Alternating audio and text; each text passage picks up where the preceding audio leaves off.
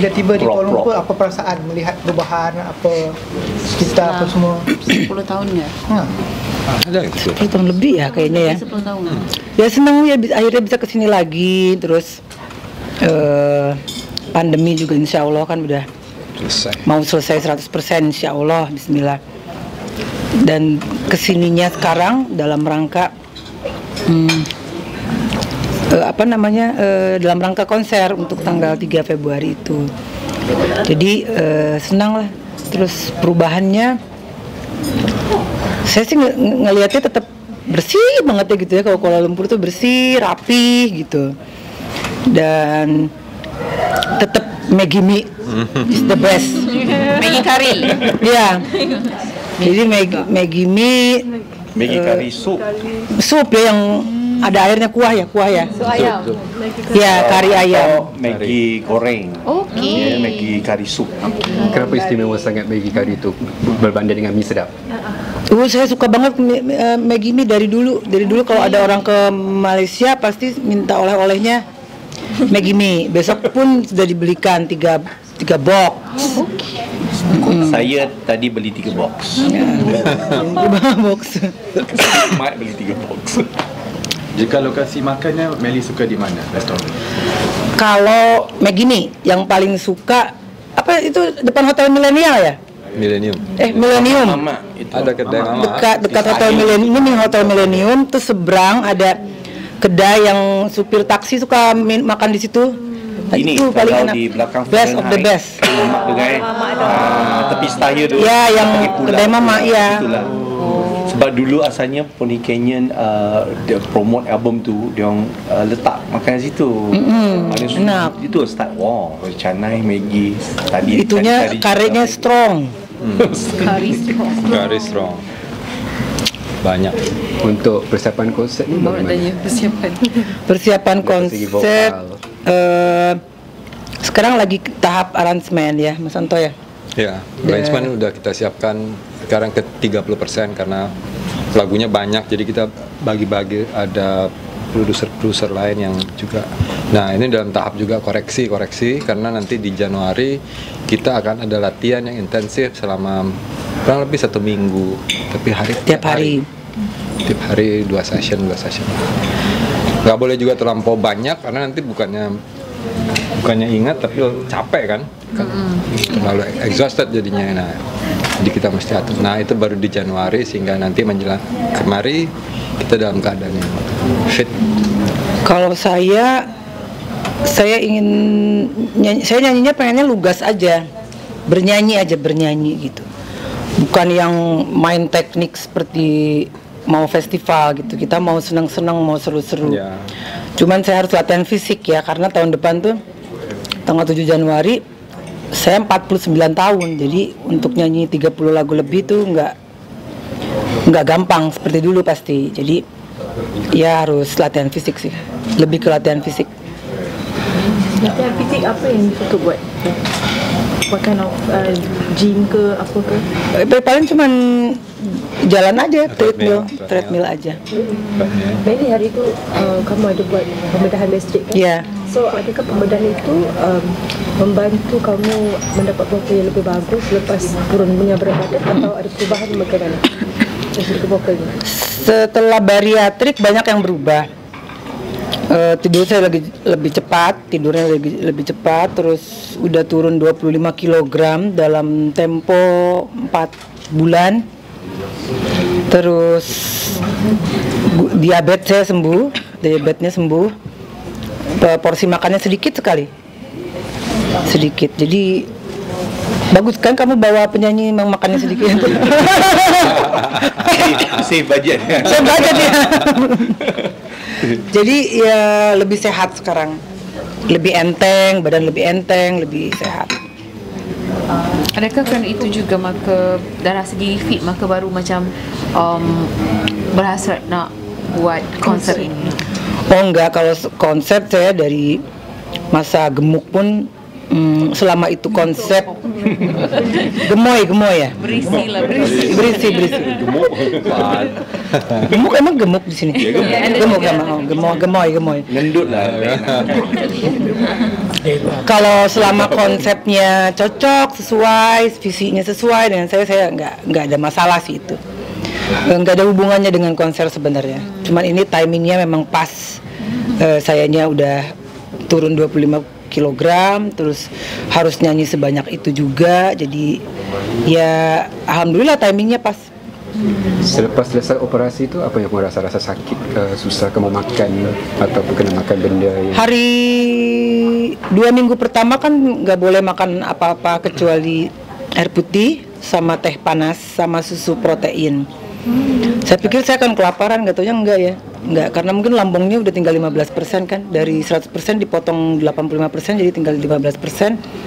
Jadi nggak masalah, kenyang-kenyang aja dan nggak lemes, nggak apa-apa, nggak ada rasa sakit karena itu laparoskopi, bukan dibuka perutnya, tapi cuma dikasih lubang untuk masukin alatnya, jadi nggak bahaya gitu. Lebih sakit lagi waktu saya melahirkan sesar. Teh Meli, sebenarnya siapa yang lebih yakin untuk melakukan operasi itu? Adakah Teh Meli ataupun Mas Anto? Kata bisa, okey, macam mungkin memang kamu ada keinginan untuk bikin, tapi akhirnya mengambil keputusannya itu, dorongannya itu diri sendiri, ataupun Mas Anto kata ya nggak apa-apa, ini bisa. Saya tuh waktu hamil anak pertama naiknya 33 kilo, dari 48 naik 33 kilo. Terus saya pergi ke dokter gizi, dokter diet, turun jadi 53. Di 53 saya hamil ke anak kedua 33 kilo lagi. 33 kilo lagi itu udah bertambah usianya, jadi turunnya lama. Turun lama. Terus saya berhijab, mulai pakai baju sering yang longgar-longgar kan. Nggak kontrol, makin gemuk. Terakhir sebelum bariatrik saya sempat hampir 199 sekian lah. Terus pergi ke dokter diet, turun sampai ke 72. Dari 72 makan lagi, naik ke 87 dan cenderung naik. Terus dengkul saya udah mulai, dengkul ya. Sama-sama. Ya, dengkul kalau naik tangga sakit, linu. Lutut. Dengkul kayak makan bakso. Oh, itu dengkur. Nah, itu dia berdengkur juga. Tidur berdengkur, terus lutut sakit, kalau naik tangga lutut sakit. Terus Mas Anto khawatir, worried ya. Kamu nanti kalau nambah lagi berat badannya, ininya nanti rusak tulangnya, ototnya yang di lutut itu. Terus saya dapat rekomen dari dokter Tompi, kenapa nggak di bariatrik aja gitu. Ya terus akhirnya kita putuskan bariatrik karena saya juga udah capek minum obat diet, terus suntik capek karena turun 10 nanti naiknya 15 gitu terus begitu. Ya udah akhirnya kita putuskan pede ya kamu. Kalau saya pede sekali sih. Saya lebih karena bariatrik itu menurunkan gula, menurunkan segala macam. Kemudian menjadi kurus adalah bonus. Jadi sehat lebih awal daripada utamanya sehat. Nah itu yang kita cari. Waktu sebelum bariatrik itu kan harus diperiksa semuanya, jantungnya, parunya semua harus diperiksa. Nah saya baru tahu ternyata saya diabetes dan udah level diabetes. Ya diabetes. Baru tahu tinggi ya, dan saya udah di level yang bahaya gitu. Terus akhirnya saya pikir-pikir juga karena ibu saya juga diabetes juga, meninggalnya juga diabetes juga. Terus saya pikir-pikir, aduh nanti saya bikin sedih anak-anak, suami, terus repot mereka. Ya udahlah kalau memang itu bisa menyembuhkan diabetes juga ya bagus gitu. Akhirnya sekarang alhamdulillah sembuh total diabetesnya. Apa perlu obat lagi lah? Enggak. Jadi karena saya nggak tahu saya diabetes, saya nggak pernah konsumsi obat. Jadi dokternya bilang kamu beruntung kamu nggak tahu, karena kalau kamu tahu kamu udah mengkonsumsi obat itu seumur hidup kamu harus minum obat terus gitu. Ini karena kamu nggak tahu, jadi saya nggak minum obat kan. Jadi ya sekarang udah sembuh bagus Sebenarnya gitu. tanpa ubat lah kan. Tanpa obat. Tapi Melly sendiri mengawal tak pengambilan makanan, sugar intake semua? Jadi sekarang gini, karena yang masuk ke badan saya itu tinggal sedikit, hanya bisa sedikit. Jadi saya pilih-pilih gitu. Kalau dulu semuanya kan saya makan. Kalau sekarang kalau saya makan ini, nanti ini nggak masuk. Kayak minum aja saya mesti berbagi itu. Kalau misalnya saya makannya saya makan nasi kalau seskup ya, 1 scoop aja. Tapi kalau 1 scoop ditambahin jadi 2 scoop, berarti saya untuk minumnya saya mesti tunggu 30 menit lagi. Ya tunggu dulu dia larut gitu. Jadi mesti bagi-bagi tempat lah antara cairan sama makanan. Itu mungkin yang itu sebab gula darahnya jadi nggak naik gitu. Berarti semalam Maggie, durian, Madam Puan, wah. Iya. Tapi kan sedikit-sedikit berkumpul jadi satu, jadilah gula di sini.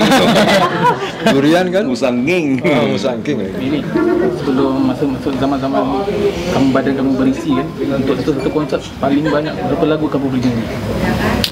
Waktu badan saya berisi saya pernah konser juga Queen of Soundtrack itu 25 lagu lah ya paling banyak tuh 25 lagu.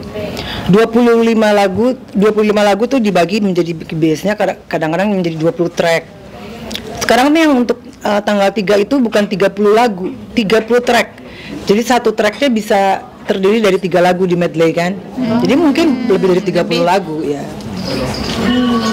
Ada lagu baru tak Melly untuk konsert? Lagu baru tak ada. Lagu istimewa untuk konsert ini tiada? Nggak ada. Yang istimewa menurut saya adalah lagu-lagu yang biasa dibawakan oleh orang. Itu nanti dibawakan sama saya. So Melly sekarang sudah berhenti berkarya atau bagaimana? Masih. Tahun ini saya buat 7 lagu saya. Tahun ini saja? Iya, tahun ini buat 7 lagu. Ya mudah-mudahan tahun depan naik. Kamu ada mengusulkan soundtrack baru? Ada. Tahun kemarin itu Kadet itu film. Tahun depan ada, di awal tahun ada 2 soundtrack, ada 2 film. Film patriotik juga, terus satu lagi love story, film cinta. Anak-anak usia apa sekarang? Yang tua nomor 1 22 ya? 22, kelahiran 2000. Yang kecil 19. Sudah besar, sudah gede. Sudah besar. Konsernya berapa jam ini? Insya Allah sih mudah-mudahan nggak lebih dari 2 jam, mudah-mudahan ya. Takutnya nanti boring, capek. Tapi 2 jam yang sangat pack gitu, Kalau menurut Melly itu cinta itu apa? Karena kan kamu sangat signifikan dengan cinta itu. Cinta itu unik ya, karena digambarkannya bisa macam-macam tergantung dari kapan ditanyanya, momennya apa gitu. Kalau misalnya kita ditanya, ada orang bertanya kepada saya pada saat saya lagi patah hati, pasti saya akan menjawab cinta itu gelap gitu. Tapi kalau saya lagi senang, pasti saya akan menjawab cinta itu berwarna gitu. Cinta itu mewarnai kehidupan. Jadi ya cinta itu satu kata yang tapi mengisyaratkan segala kejadian, segala perasaan, segala peristiwa, segala apapunnya itu gak bisa diucapkan sih, dijabarkan.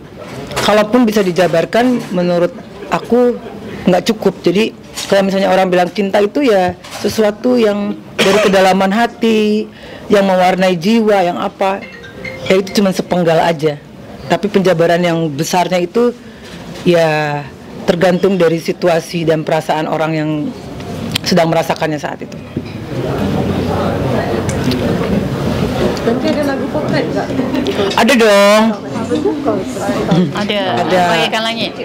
Ya ada pokoknya. Melly, melihat anak-anak muda sekarang suka cover song, your song, and then mendapat ribuan tontonan, apa komennya? Ia patut diteruskan atau bagaimana? Nah, ini ada 2 pendapat sebetulnya.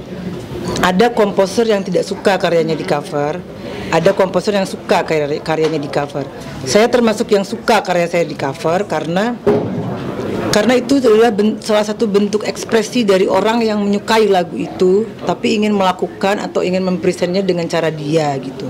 Menurut saya itu yang menarik, dan itu terbukti di lagu-lagu saya yang viral kembali di TikTok, di mana-mana itu gara-gara di cover.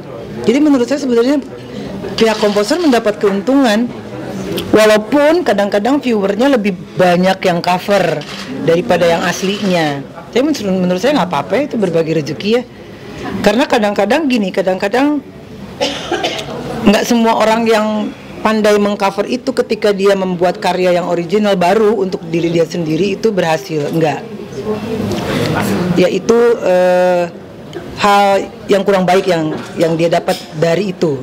Tapi hal baiknya adalah dia mendapatkan viewer yang tinggi sekali dan itu juga income buat dia. Sekarang hal yang menenangkan yang bisa bikin komposer tenang adalah kan kita punya YouTube. YouTube itu adalah salah satu platform yang sudah sangat tertib, sangat bagus, sangat baik membagi hasil. Jadi kalau kamu cover lagu saya, itu otomatis bagian yang harusnya untuk saya udah dipotong sama YouTube, diberikan ke publishing saya. Jadi sebetulnya nggak ada hal yang perlu dikhawatirkan dari kerugian lagunya di cover, karena sebetulnya itu udah nggak ada kerugian. Iya, saya sebagai komposer tetap dapat bagian gitu. Dan ya untuk menariknya karena ada bentuk-bentuk lain dari lagu itu, ya lagu itu jadi hits kembali, kayak Bagaikan Langit di TikTok ya. Terus lagu Cinta yang sama KD kan di TikTok juga naik lagi. Banyak banget lagu saya naik lagi di TikTok gara-gara di cover. Meli boleh nyanyi sikit Lagu apa? Itu apa? Salah satu kelemahan saya tuh gak apa lirik. Ini kalau nggak apa ketahui. Normal. Banyak lagu kan? 600 ya? 600. 600. Bentar ya. 7. Tambah 7. 607. Ya kan tahun ini 7. 607. Satu tahun 22 lagu. Kalau konser ini yang pertama untuk next year. Iya, ya, konser pertama untuk tahun 2022. Lambat ya. Apa apa refnya aja. Siapa ada lirik? Nggak apa-apa, apa nanti kasih tahu aja, saya nyanyi refnya aja ya. Rintik gerimis mengundang kekasih di malam ini, kita menari dalam rindu yang indah.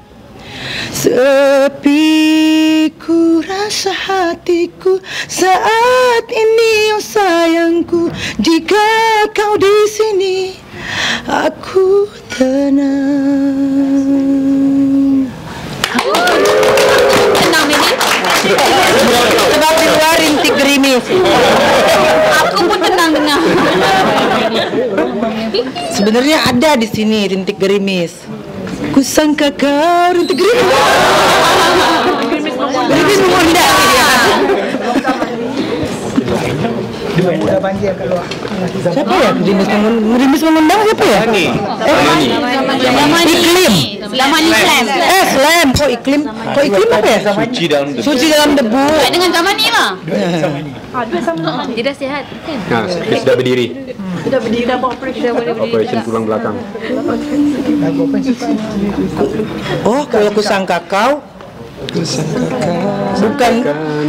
bukan gerimis mengundang kan?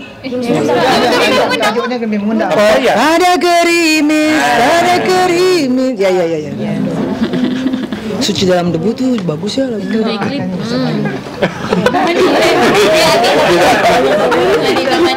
Dia suka gaduh. Ada zaman Suci dalam ni debu pun. tu yang mana ya? Engkau bagai air yang jernih. Sudah marhum sudah meninggal. Oh, udah meninggal. Oh, masa? Yes. Ya, sudah lama. Accident.